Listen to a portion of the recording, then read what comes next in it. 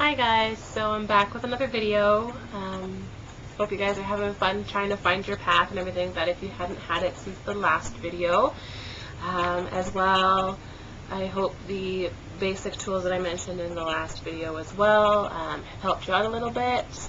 And I still stand by what I said by basic tools. And since I got into the whole basic tools, I figured I would go into what most of us, most pagans, Wiccans, stuff, consider the 4 main tools. And I'm actually going to do a little series of 4 videos, 3 videos, I think there might be 3. For the 3 videos will be the 4 tools plus a 5th one. And yeah, using a new webcam, so you guys have to let me know how you like this one. If not, I'll go back to using the other one. But yeah, so 4 basic Wiccan tools, witches tools, pagan tools, whatever you prefer. So you have your athame, your chalice, your pentacle, and your wand. So I'm going to read you a little insert here from Wicca Year in a Day by Timothy Roderick. I apologize, I'm still sick, and my wife is now sick, so if you hear coughing in the background, that would be her. So I want you to take this with a grain of salt, because this is what I feel like hardcore traditionalists say the tools should be like. So it's saying that your wand is a length of oak or willow. So oak is normally associated with your male aspect, and willow is associated with the female aspect. So if you're a woman, you should have had a willow wand, and if you're a male, you should have had an oak wand. And of course, it represents air. The athame, and here it's got, or pronounced athame, however you prefer to say it. I know some people say Samhain or Samhain. It's really up to your interpretation. Is a double-edged, black-handled knife that represents fire. You'll see in my next video why I do not agree with that. The chalice can be any cup or drinking vessel, and it represents the element of water. And then the pentacle is usually a flat ceramic or copper circle that has a 5-pointed star, so of course the pentagram, engraved upon it, which this represents the element of earth. And then I'm going to go also into Book of Shadows. So I don't know if you see this book behind me, this thick one. I've made that book, and I'm going to show you guys how to make your own Book of Shadows, if you want to. Please keep in mind that all of these, you can go ahead and just use your hands, use your voice, use your finger for a wand or an athame, anything you want. They're not set, right? It's the whole thing, like I mentioned in my first video, was it's about what works with you, what you feel resonates best with you.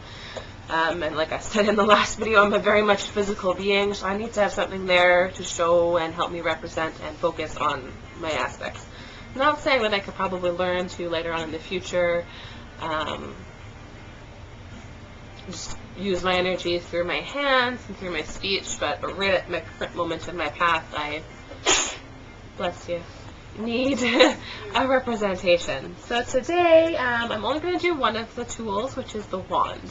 And then my next video will be fire and water, which is your chalice and your athame. And then the last one will be earth and spirit, so pentacle and Book of Shadows. Okay? So a wand, I have a thing from the Encyclopedia of Wicca and Witchcraft. It's a good book. It's literally a giant encyclopedia of anything that you might want to know about when it comes to Wicca. So like the witch's reed is in here, everything about every Sabbath's in here, some herbs, what they classify as a ritual, famous witches, pagans, Wiccas, whatever you prefer to call them, are in here. And then there's a little insert here for wand. I'm not going to read the whole thing because it'll turn into a long video, but pretty much what it's saying is that depending on the tradition, some people associate the wand with fire or air, and people that associate it with fire is normally because most people choose to have a wooden wand, and then, you know, you can't really picture a campfire without wood. You can take 2 sticks, rub them together and make fire, so there's that, like, physical, like, chemical level of kind of, I don't know what you would call that, like, physics level of association together. And then everybody, the other one is air, which I feel a bit more drawn toward that being, which this says it, branch represents that which once swayed in the wind and stretched up into the sky. A branch also was once a resting place for birds, creatures of the air. And I think that's a bit more where I stand. I know my wife was saying that she feels it's more of a universal thing, which is really, that's up to you, right? Yeah, so that's that. So I'm going to show you 3 different types of wands, and then you can go ahead and decide from there. So first off is my wand. So I bought this, when did I buy this, like a year ago? So I was there when you bought it. It was before we moved into here, so it was over a year ago. Yeah, it's over a year ago. Actually, didn't I get this for you last year? Yeah, I did. I got it for you. Anyways. I told you. So it's wood. That's been, I don't know if this would be considered carved or if it had a natural curve to it and they just gone ahead and worked with it. But some type of wood. Honestly, don't know what type of wood it is. But I saw it and I was like, must have this. And then, yeah, that was what it was. We went looking, and then I get my Yule gift, and it's in my Yule gift. But it's got this copper wire that wraps around it. I don't know if it'll focus. But this nice little copper wire, and it's this black silhouette. On the pointed end here, it's got a crystal, I guess most people call this a crystal seed. I'm not really into the crystals fully yet, so I'm not sure of the terminology. But, so, crystal pointed seed there, and then on the other end where my hand sits, it's got this crystal ball, and I just love it. And I'm kind of upset with myself because the other day we were doing aromatherapy, and I spelled some aromatherapy on my wand. So it smells like Country Garden right now. It's just fantastic. But I guess that's kind of Aquapro though, because like it's like aromatherapy is air. So haha. It happened for a reason. But anyway, so this is my wand. This is my baby. It's nice. You're my baby too. It's okay. But it's nice and long. I like the length for me. A lot of the books are saying that a wand has to be from the inside of your elbow, like here, to the end of your middle finger. You know how long that is? That's not even your foot. Like most people say that from your elbow to the bottom of your palm is the size of your foot. Imagine walking around and going like, with a giant stick. I couldn't do it. That's like this one that we found. Nah. So the next one that I'm showing you is one that you can make. So this is where the whole thing of whatever freaking kind of wood you want, you go ahead and you take it. Of course, if you're going to take it from a living tree, please make sure you ask for permission first. You know, even if you don't give an offering to the tree, just, you know, thank the tree for its dedication to your magical practice or its donation or anything like that. Just make sure you thank it. It's a living being. Don't be mean to it. So pretty much go out and you find a bunch of wood. Lots of wood. So I got this one. I think this one actually used to be a chew toy for my parents' dogs. But yeah, and then just find a bunch of different lengths from different trees if you want. There's like 2 different types of trees here that we can pull from, so are kind of hooped. So I just look for ones that call to me more than other ones, so I'll pass sticks up if I don't feel a pull to them, I guess. And then at that point, you go ahead and decide whether you want it debarked. So like this one, I took the bark off of. And then you can keep the bark and use it for like herbal purposes, or you could grind it up in like a mortar and pestle and incorporate it into your wand somehow. Incense, maybe. I'm not sure how good that would work for an incense, though. Or like a sachet, maybe. If you dried out the bark and used it in a sachet. Or you could keep the bark on it, like so. Totally up to you. And then what you do once you find the one you like is go ahead and decide if you want to put anything on it. So some people think that, you know, a stick is just perfect. That's what they use. They just use it as such. You know, this is the most purest form of wand you'll find, so that's how they use it. That's totally fine. I was going to say something, but I forgot what I was going to say. It was important. Can't remember. Anyways, then you go ahead and you can dress it up however you feel. Okay? So if you want to put stuff on it, you could use twine. I'm kind of getting away from twine because of how itchy it is. You could use like a floral wire. So this is a little metal wire that you just put on anything, and it can help keep on a crystal if you don't want to glue it. I'm finding myself partial lately to using curl ribbon, so you just like take it and use a sharp edge and it ends up curling itself. I put that on my working candle on the flowers on the wall behind me. They're bundled together with this.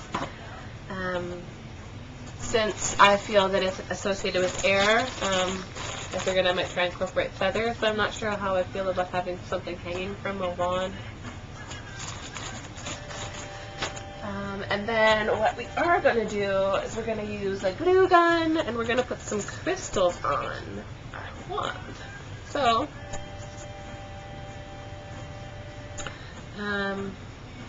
we were able to find a nice piece of citrine to fit right nicely in this little groove on the end here. So I thought this was a cute little thing on the end, so I don't want to get rid of it. So we're going to put citrine on here. And we were trying to find one that would fit nicely. We weren't really looking at the representations and what this crystal meant at that time. And then we came across this one, fit nicely. And it turns out that I used citrine on my working candle for the element of air. We used citrine in our prosperity and happiness witch oil. We used it in a lot of stuff. So citrine is coming up a lot in our practice lately. So I'll look more into that. Maybe it's my stone of choice for now. It's cool. Yeah, fit nicely in there. So we're going to put that on the end. And then we're going to use a crystal seed on the top. So pretty much like the other one that I have. Not that I'm copying or anything like that, I just like the fact of crystals on both ends of the wand. So you go ahead and put the seed on the end there. So I have two different ones I'm trying to decide between. So this one, which you can't really see, there you go. We bought this one. And then this one here, which my wife dug up with her dad. We think it's in Arkansas, so it's really cool. And then we're going to go ahead and, since we didn't debark this one, there's little notches and stuff like that. So in all of those little notches, they're going to put in little crystal chunks, crystal chips. So I have lapis lazuli and amethyst that we're going to put in there. But that's how we're going to do that one. And then another route that you can take with wands is you can buy a crystal wand. I guess you could almost make yourself your own crystal wand if you had like polishing tools and stuff like that. But crystal wands are normally found, with all my research, I've found that they're either with people that solely use crystals in their practice, no herbs, no nothing else. or crystal healing. But yeah, so this one here is technically my wife's wand because she picked this one out. So it's fluorite. It's got nice rainbows in it. I'm not sure if you're going to be able to see it. Oh, actually you can. Woo. It's really pretty, but it's, you just use it as you would a normal wand, put it around, if you're doing crystal healing or whatever. But yeah, so that's the wand. Remember, whatever I say is not the full way to go ahead and do it. If you want to do it another way, you want to use a piece of metal, you want to use a pencil or a pen or something for your wand and just make it nice and whatever. You want to use a spoon, take a spoon or a chopstick, make that into a wand. Yeah, make it cool, like one of those like non-throwawayable chopsticks with like the dragons embroidered on the side. Dragon. That would be cool. But yeah, so that's how I think a wand should be represented and how you can go ahead and get a wand and how all that kind of stuff like that. The good thing about having like just a regular, say, stick wand, even if you do go ahead and decorate it, if you haven't come out of the broom closet yet per se, and your parents don't know or they're not okay with you practicing it, if you have a stick that you're using as a wand you haven't done anything to, you can put that on your windowsill and no one would know the wiser. If you do decide to go ahead and jewel it up or anything like that, you can again put it on your windowsill. Thus it's going to charge in this light of the sun, but people are going to think it's just a piece of decoration. Put it on your desk behind where you would keep anything, or as a way to like border off your books if you keep books on your desk. Yeah, it's a really good way of, if you're not out of the broom closet or people aren't okay with it yet, of still practicing but having it kind of hidden, right? And then at that point only you would know what it's for, unless you know you have a witchy friend that comes over and they might know what it's for. But yeah, hope you guys liked that. Like, comment, and subscribe below. Facebook link is below. If you guys want to see any pictures or anything like that, I will do a video like showing you everything that we make, because I want to try and make something for every video that I'm going to show you. If I tried to make this now, it would be a forever long video. And yeah, so you guys have a good day, night, whenever you watch this, and yeah, bye guys.